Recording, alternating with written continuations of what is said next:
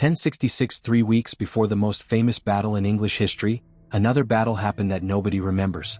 A Norwegian king crossed the North Sea with 300 ships and 9,000 men. He had fought on 4 continents. He had served as a commander in the most elite military force in the known world. He had accumulated enough gold to buy a throne and enough reputation to fill the sagas that would be written about him for centuries. He was 51 years old and he had been fighting since he was 15. His name was Harald Sigurdsson. History remembers him as Harald Hardrada, Harald the Hard Ruler, the last great king of the Viking Age, the man whose death at Stamford Bridge closed an era that had lasted 2.5 centuries. He died with an arrow through his throat, standing in the river, refusing to retreat. Before that, before the ships and the gold and the throne and the arrow, there was a 15-year-old boy on a battlefield in Norway, watching his half-brother's army collapse around him, wounded and alone and running for his life into the forest. Everything starts there. Everything starts at Stiklestad. He survived a battle at 15 with a wound that should have killed him. He spent the next 15 years becoming the most feared warrior in the Byzantine Empire. He came home with enough gold to buy a kingdom. And then he spent 20 years ruling it with an iron fist before sailing west to claim one more throne. This is the story of the last Viking. Subscribe, like the video, and let's start at the beginning. To understand Stiklestad, you have to understand what Norway was in 1030. It was not a country in any sense that the modern world would recognize. It was a coastline, 3,000 kilometers of fjords and islands and fishing villages and small farming communities clinging to the edges of mountains that dropped directly into the sea. The people who lived there spoke the same language, shared the same gods, told the same stories. But they were not unified. They had never been unified. They were ruled by local chieftains, jarls in the Norse vocabulary, men whose authority extended as far as their personal military power could enforce it. Some of these jarls acknowledged a king in a general sense. Others didn't bother. The concept of a Norwegian kingdom existed as an aspiration rather than a reality, something that certain ambitious men had tried to create and others had spent their lives resisting. The resistance had a practical basis. Norwegian chieftains understood, with the clarity of people whose survival depended on accurate political assessment, that a unified Norway meant a Norway with a king who could tax them, conscript their men, and tell them what gods to worship. The taxation and conscription were inconvenient. The gods were non-negotiable. Because the other thing happening in Norway in 1030, the thing that made the political situation explosive rather than merely complicated, was Christianity. It had been coming for decades. Olaf Tryggvason, king of Norway at the turn of the millennium, had converted and spent his reign converting his subjects by a combination of persuasion and the specific kind of violence that persuasion backed by an army produces. He had died in battle in 1000, and Norway had reverted, partially, unevenly, with the specific resilience of religious conviction that political force can suppress but not eliminate. Now Olaf Haraldsson, Harald's half-brother, the man who would become Saint Olaf, the patron saint of Norway, was trying again. The relationship between Olaf Haraldsson and Harald Sigurdsson requires a moment of genealogical clarity because Norse royal families were complicated in ways that defeat casual attention.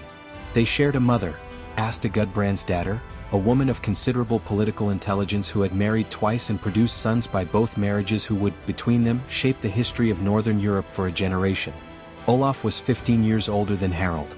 By 1030, Olaf had been king of Norway, lost the kingdom to the Danish king Knut, spent years in exile in Kiev at the court of Yaroslav the Wise, a detail that will matter enormously in the next episode, and was now attempting to reclaim his throne by force with an army assembled in Sweden. Harald was 15 years old. He insisted on fighting. The sources, primarily Snorri Sturluson's Heimskringla, written 2 centuries later but drawing on earlier skaldic poetry composed by men who had been present, record that Olaf tried to dissuade his young half-brother.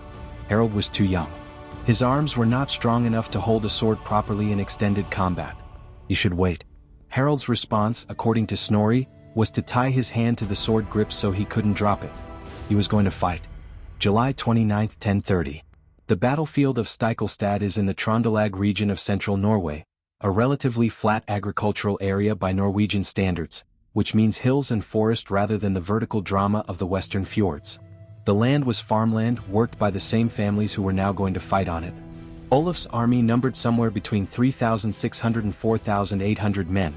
The sources vary, as sources always do when counting medieval armies, and the truth is probably at the lower end. They were well armed, reasonably organized, and fighting for a king who had genuine support among the Christian fraction of the Norwegian population. Against them, the coalition that had assembled to destroy Olaf was larger. Estimates range from 7,000 to 14,000. Again, the sources disagree, and again the truth is probably somewhere in the middle but clearly on the side of decisive numerical superiority. These were the forces of the Norwegian chieftains who had allied with the Danish crown, who had everything to lose from a unified Christian Norway under Olaf's rule, who had spent years building toward this confrontation. The battle began in the afternoon. It went badly for Olaf almost immediately. The numerical disadvantage was real and it told. Olaf's formations were pressed back, then broken. The fighting became the specific chaos that medieval battles became when formations dissolved. Individual combat, small group actions, the noise and confusion and the difficulty of knowing, in the middle of it, whether you were winning or losing until the evidence became impossible to ignore. Olaf was killed. The sources record the manner of his death precisely because his death was going to matter theologically. He was going to be canonized within a year, his body found incorrupt, miracles attributed to his intercession. The manner of a saint's death was important. He was wounded multiple times by spear and sword and died on the battlefield. Harald was wounded somewhere in the fighting. The sources don't record exactly when or how, which suggests it happened in the chaos rather than in any memorable individual combat. He was 15 years old, wounded, and the battle was lost. He ran. Running was the right decision. This is worth stating clearly because the Norse cultural framework, the framework of the sagas, of the skalds, of the entire aesthetic of Viking Age Scandinavia, placed enormous value on dying well in battle rather than surviving badly. The man who fled a lost battle was diminished in the cultural accounting of honor and reputation that governed Norse aristocratic life. Harald fled anyway. He was 15 years old and he was wounded and his half-brother was dead on the battlefield and the men who had killed his half-brother were going to kill him too if he stayed. He made the calculation that a 15-year-old with his hand tied to his sword makes when the battle turns decisively against him. He went into the forest. The sources record that he was found and sheltered by a Norwegian farmer. The details of this sheltering vary between sources, but the core is consistent. A local family hid the wounded boy while the victorious coalition forces searched the area. He was nursed back to health over weeks, the wound treated with whatever the medical knowledge of 11th century Norwegian farming could provide. Then he moved east. The route east from Norway, through Sweden into the river systems that connected Scandinavia to the Baltic, through the Baltic to the river network of what is now Russia, down the Dnieper to Kiev, was not a new route. The Norse had been traveling it for 2 centuries. They called it the Varangian Way, the Eastern Path, the road to Byzantium. It was the road that Harald was going to follow for the next 15 years. He didn't know that yet. He knew he couldn't stay in Norway. The men who had won at Stiklestad controlled the country. His half-brother was dead. His family was without power. He was 15 years old, wounded, and had nothing except the reputation, already forming, already being noted by the people around him, of a boy who had tied his hand to his sword and fought in a battle he had no business being in. It was not nothing. In the Norse world, reputation was currency. It was the only currency that couldn't be taken from you by losing a battle. He went east with what he had. The Battle of Stiklestad did not resolve the question of Norway's religious and political future. It did the opposite. Olaf's death created a martyr at a speed that the men who had killed him found alarming. Within a year, miracles were being attributed to his body. Within 2 years he had been canonized, informally by the Bishop of Nidaros, but the popular recognition was immediate and powerful. The king who had tried to force Christianity on Norway and been killed for it became, in death, the symbol of Norwegian Christian identity that he had failed to create in life. The Danes who had backed the coalition against Olaf installed a regent, Knut's son Sweyn, in Norway. Sweyn was a bad regent. He was arrogant, extractive, and managed the Norwegian chieftains with none of his father's political intelligence. Within a few years, the same men who had fought against Olaf at Stiklestad were sending messages to Olaf's son Magnus, in exile in Kiev, asking him to come home and take the throne. Magnus came home in 1035. He was 10 years old.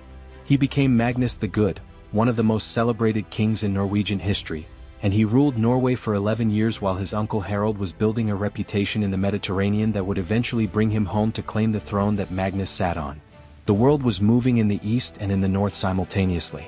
Harald was part of both movements without knowing it.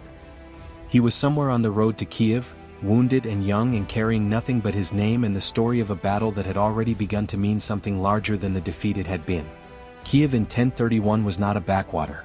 Yaroslav the Wise, the Grand Prince of Kiev, the ruler of the Kievan Rus state that stretched from the Baltic to the Black Sea, had built his capital into one of the most sophisticated cities in Europe.